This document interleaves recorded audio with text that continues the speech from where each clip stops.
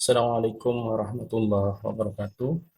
Alhamdulillahirrahmanirrahim. Kita panjatkan puja dan puji syukur kita kehadirat Allah Subhanahu wa taala karena atas limpahannya kita masih diberikan kesehatan, masih diberikan kesempatan untuk tetap mampu beraktivitas seperti yang kita rasakan pada hari ini. Salawat serta salam kita aturkan kepada junjungan kita baginda Nabi Muhammad sallallahu alaihi wasallam dan para sahabatnya. Baik, untuk hari ini saya akan membahas tentang pengujian hipotesis.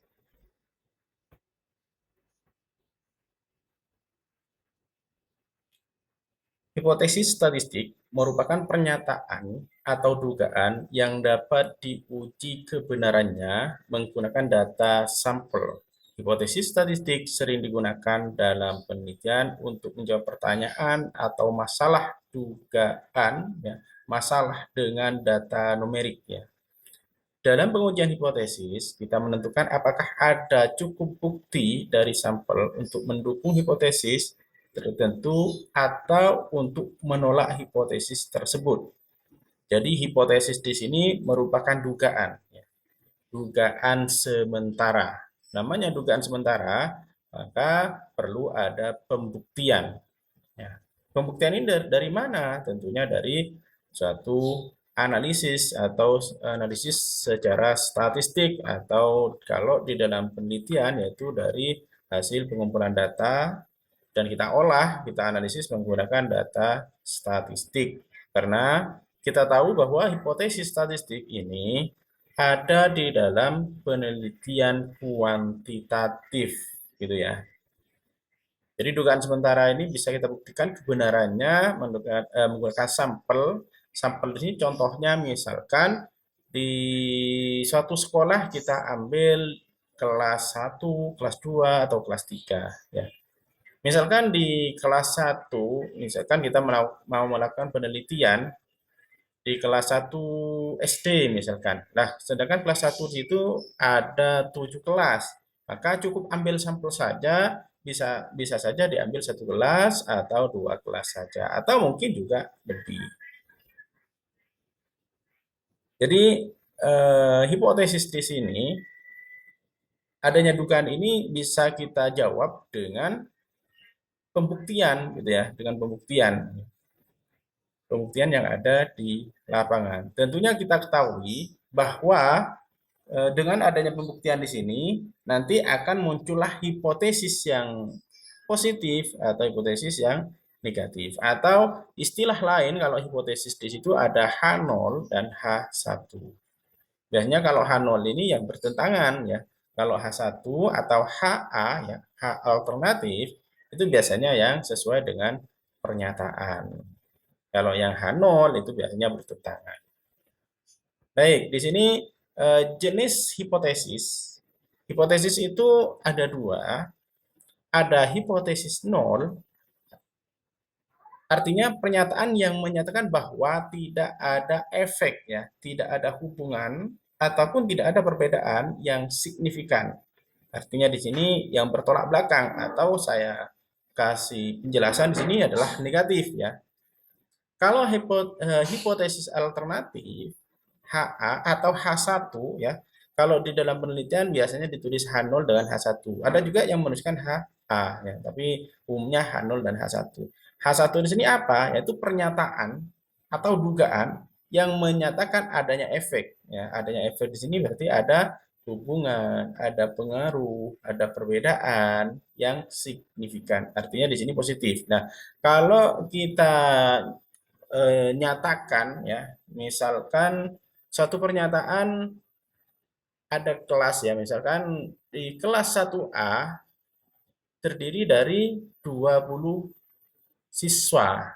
Ya, kelas 1A terdiri dari 20 siswa. Maka H alternatif yaitu jumlah siswa sama dengan 20 siswa. Jadi sesuai dengan pernyataan. Kalau di pernyataan itu misalkan di kelas 1A ada 20 siswa, maka H1 jelas H1 adalah siswanya sama dengan 20. Nah, kalau untuk H0, ya, H0-nya berarti yang bertolak belakang, berarti tidak sama dengan. Contoh lagi misalkan Saya ambil contoh, misalkan usia anak saya lebih 5 tahun. Maka H satunya ya atau H alternatif yaitu usia anak tandanya lebih dari ya tandanya lebih dari itu ya di dalam simbol matematika ya lambang matematika lebih dari 5 tahun. Untuk H nolnya berarti kurang dari sama dengan 5 tahun. Jadi yang bertolak belakang dari pernyataan yang sebenarnya.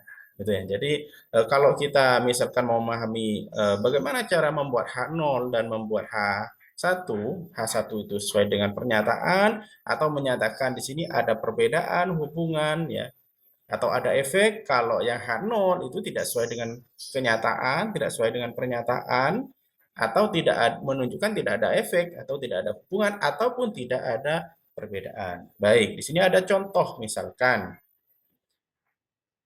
didapatkan data hasil ujian matematika untuk siswa kelas 6 SD yaitu di atas 70 atau di atas KKM.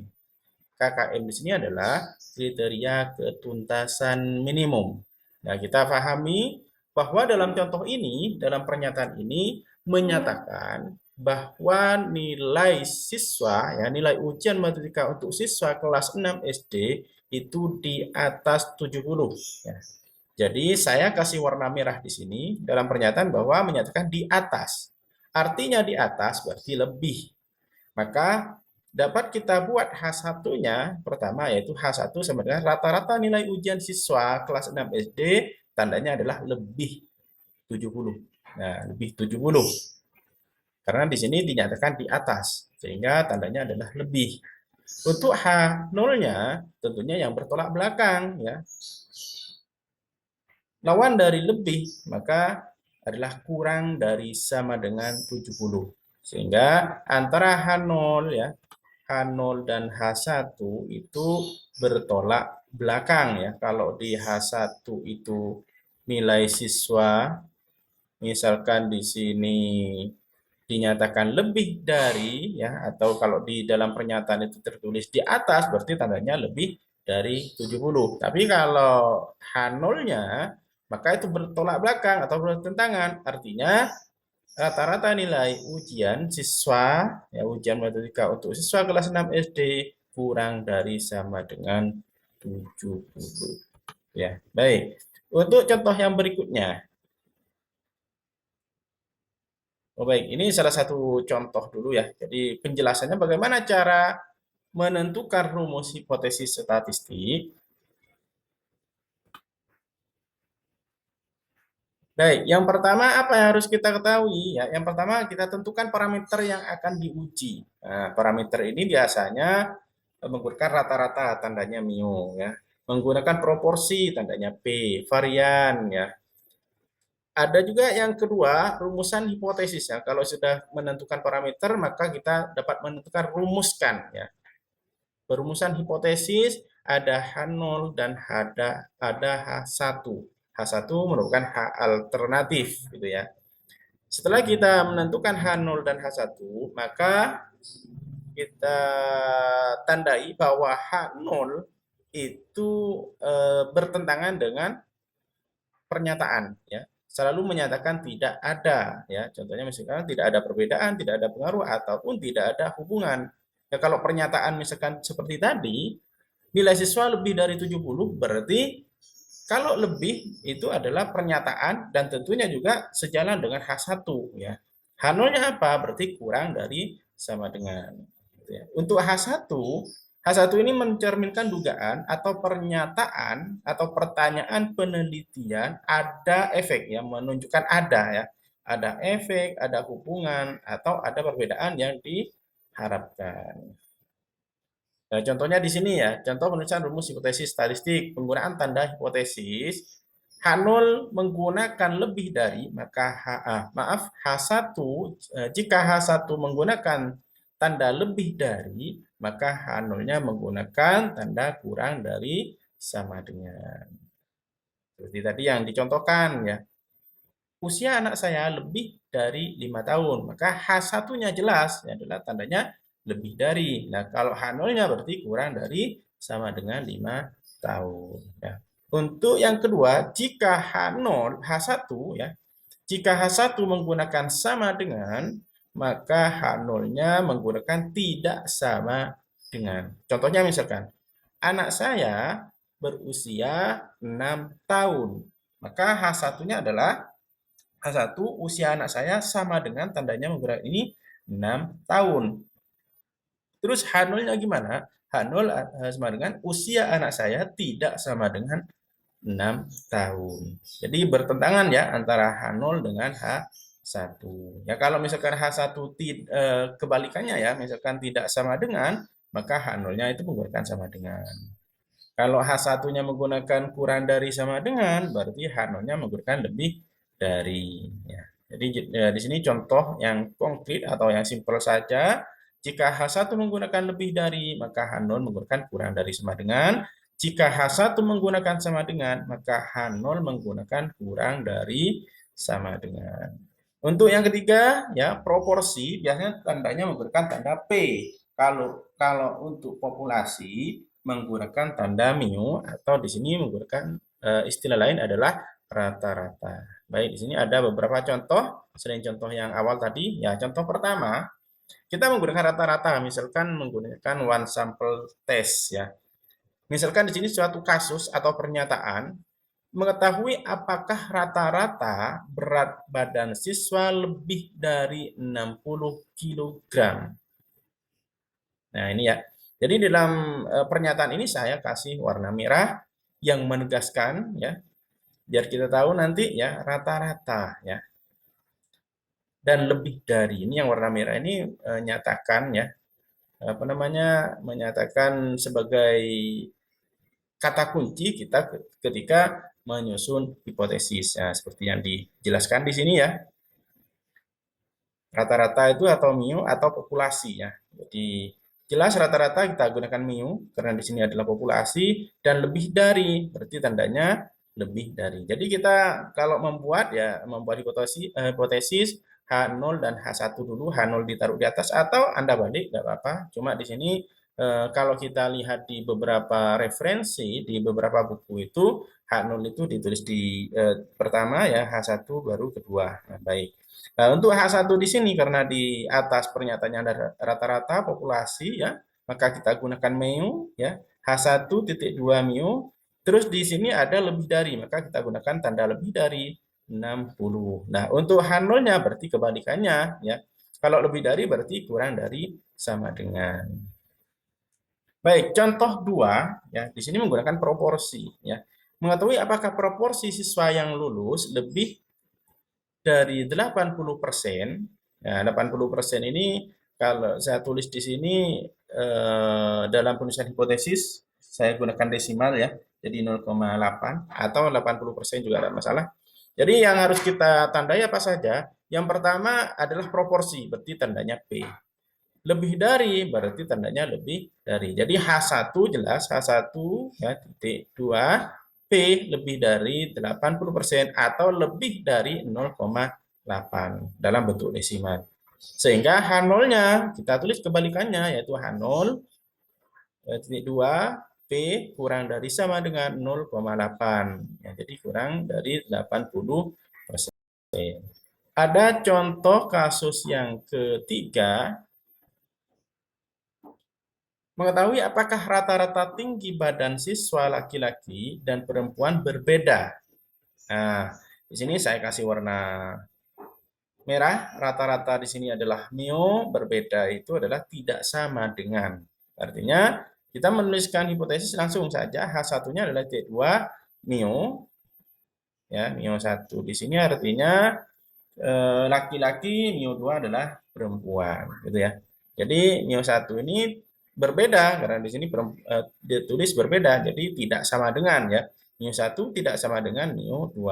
Kalau kebalikannya tidak sama dengan berarti tulisannya adalah sama dengan, yaitu H0 2 mu1 sama dengan mu2 karena dasarnya adalah H1.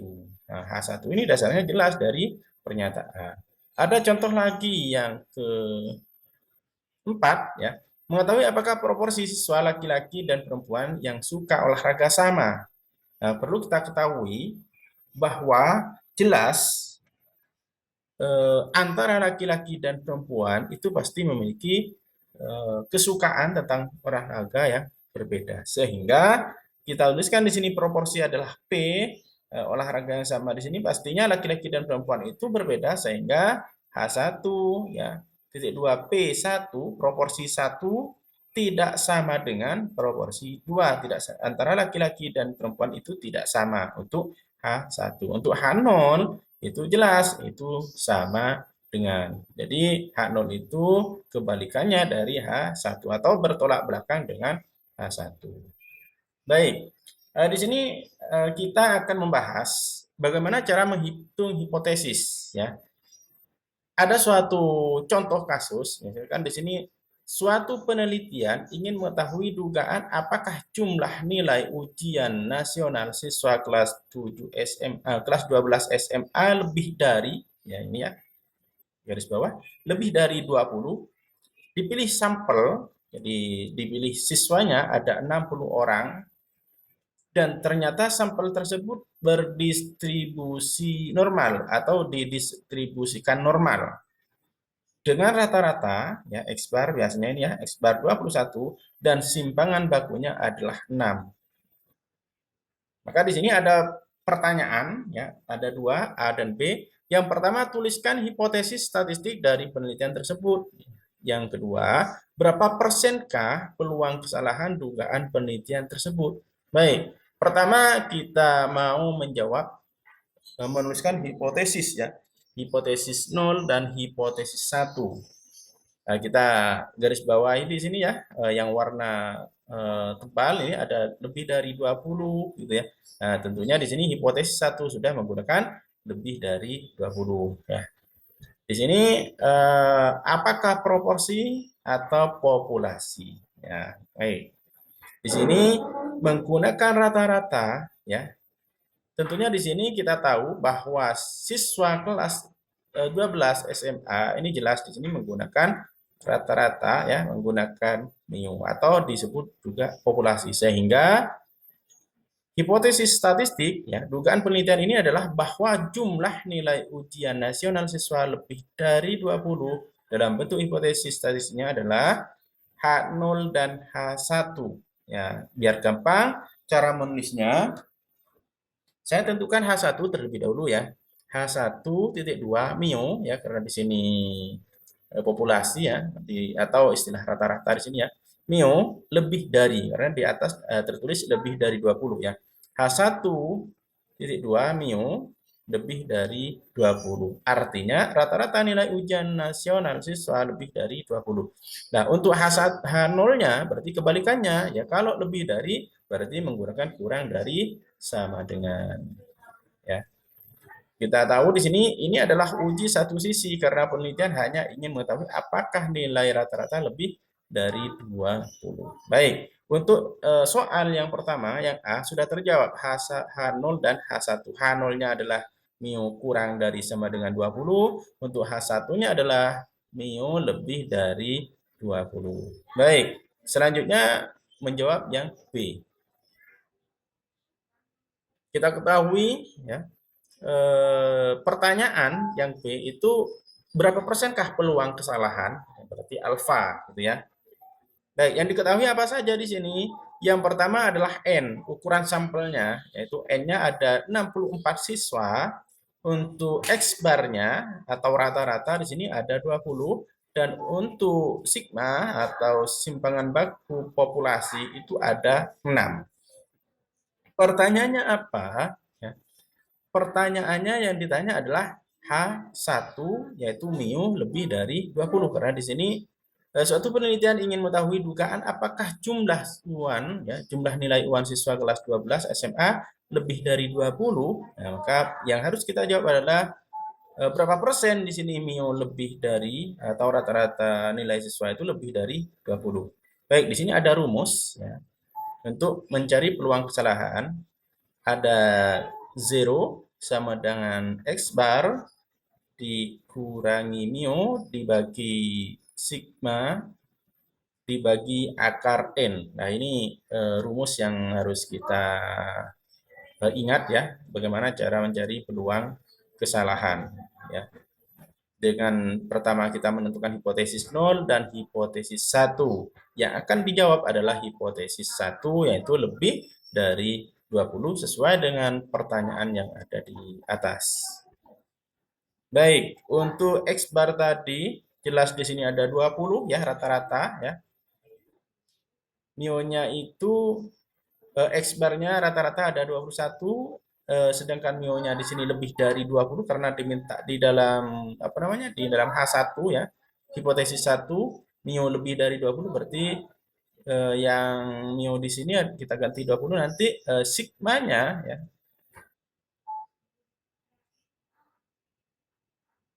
Sigma atau simpangan baku kita gunakan 6 nanti untuk N-nya di sini ada 64 siswa. Baik, kita kerjakan.